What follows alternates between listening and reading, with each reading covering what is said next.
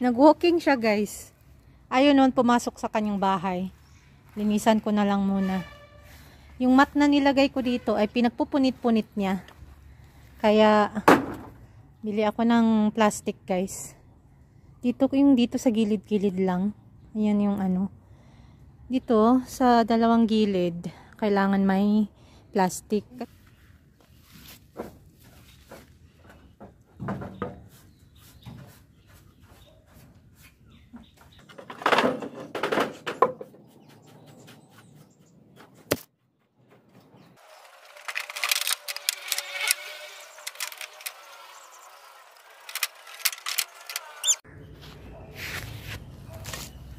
Natumba pala ito.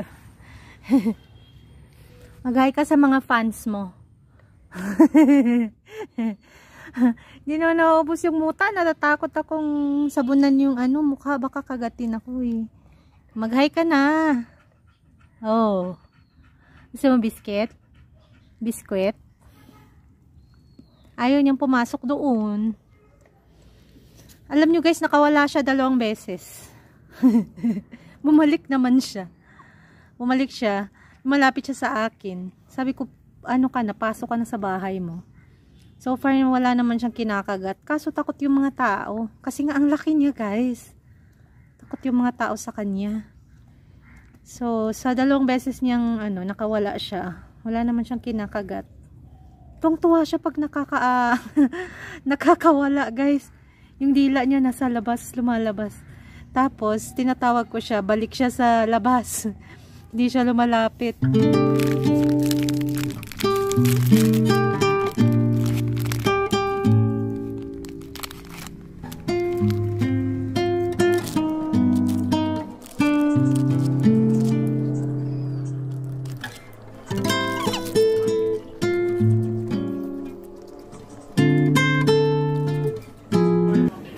Hello guys! Today, my mag-birthday. 10 tao. Huh? Your guest birthday, no? Oh. Yes. Yeah, ugara bara na. Happy birthday. Apa ganun? Asti na birthday ali ko. मेरो बर्थडे नाम सुनाउनु पर्छ ल के? बता रे. आउनु के बनाउने?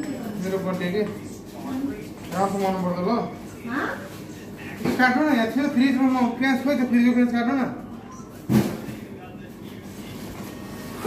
Pre-cut. Busy tayo today, guys. Nag-order sila ng fried roast chicken, roast fish, at chicken curry.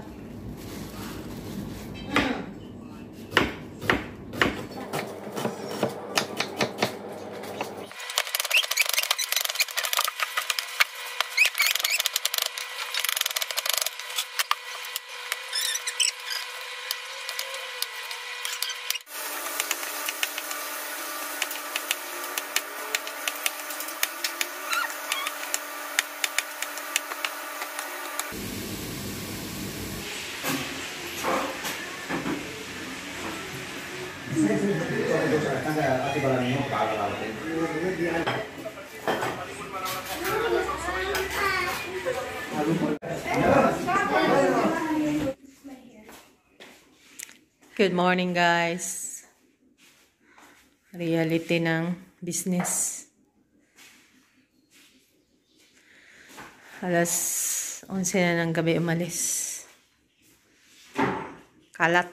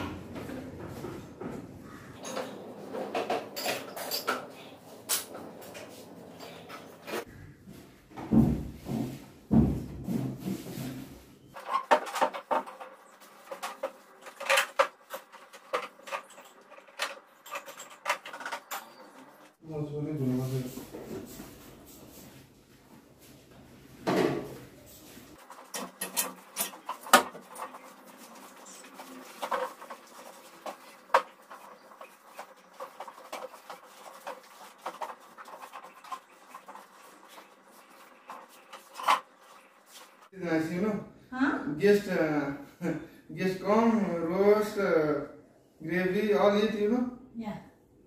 Like home.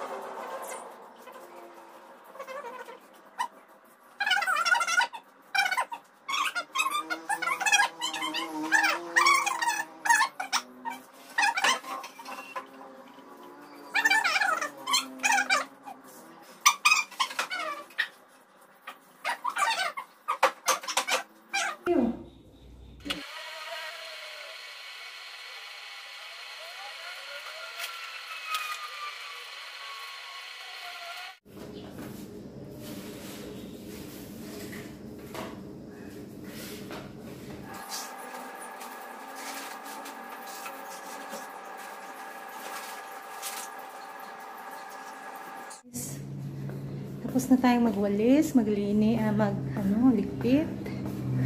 Mag-mop na ako, guys. So, birthday party kagabi, 10 tao. 10 tao. Subas lang naman na busy, guys, sa pagbili ng mga ingredients. Simple lang naman kasi yung mga putahe nila. Roast fish, roast chicken, chicken curry, at salad. Yun lang. And then, yung guest ang nagdala ng kanyang cake. Sarap ng cake, guys. First time kong nakatikim ng masarap na cake dito sa Nepal. Kaya naman pala kasi tag 3,000 siya. So, 2 layer na maliit. And then, nagdala din sila ng sarili nilang soft drinks. So, sabi ni Bill, ni brother-in-law, ay malaki daw ang profit sa kanyang grupo-grupong birthday. So, ayun guys, kainan sila, inuman ng konti. Yung regular customer na yan sila guys, yung itong nag-birthday kagabi. And then, umalis sila mga alas 11 ng gabi. Umakyat na kami ni Sundar, pero tumulong ako sa pag-serve sa kanila, pagluto ng isda, yun. Pero mostly, lahat ng preparation, si Subash lang. Siya ang namili, siya ang nagluto ng ilang putahe lang naman yun, guys. So, hindi naman ganun ka talagang matrabaho. Simple lang talaga sila, guys, kumain dito. Simple lang ang kanilang way of celebrating ng birthday. So, masaya si Bill. And then, ayun, maglilinis na ako. At today ay aalis ako, guys. Hindi ako nakaalis kahapon. So, mag-map lang ako, maglaban ng konti, tapos aalis na ako. Para sa documents ni Ayos. Punta tayo ng Department of Passport. Guys, pakita ko sa inyo yung cake. Kasi first time kong nakakain ng masarap na cake. I mean, masarap sa standard dito. Kasi yung sponge niya ay light, tapos yung cream niya ay masarap siya, guys. Hindi masyadong matamis. So, iniwan nila dito yung cake. Di ko alam kung kukunin nila ulit mamaya. Pero, pinabaunan ko na yung mga bata.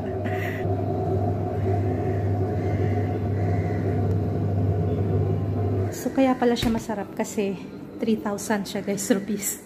Maliit lang yan siya na bilog, pero 2 layers na. Pero, never pa ako nakatikim ng masarap na cake dito, guys, sa Nepal. At least sa Lamjung at Chitwan, never pa ako nakatikim. Kaya, hindi ako mahilig sa cake. Hindi ako kumakain pag may cake, guys. Pag may birthday party, ayoko ng birthday cake. Pero kagabi, hindi ko siya in-expect na pag ganun ko. Kasi yung binigyan nila ako sa bowl, sabi ko, ayoko, ibigay mo yung kay Sundar. Tumikim ako ng konti kay Sundar. Abay, nagulat ako. Hala, masarap siya. Masarap yung sponge niya, masarap yung kanyang cream. Although ordinary lang siya na guys, na flavor.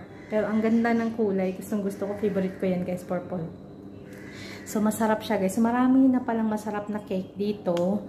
Sabi ni Inday Neneng Hira sa Karayu Bakes, saka basta may nabili din siyang red velvet na maliit, pero libo-libo ang presyo. Kasi nga, masarap naman daw talaga. So, ayun guys, makakapag-cake na tayo ng masarap pala dito sa Kathmandu at worth it ang ating perang ibabayad, no? Doon na tayo sa masarap, kahit medyo mahal, kaysa doon tayo sa like 700 rupees na sobrang masirap yung sponge. Saka hindi talaga masarap yung cream, guys. So, mamamap lang ako. Sobrang ako ng chika.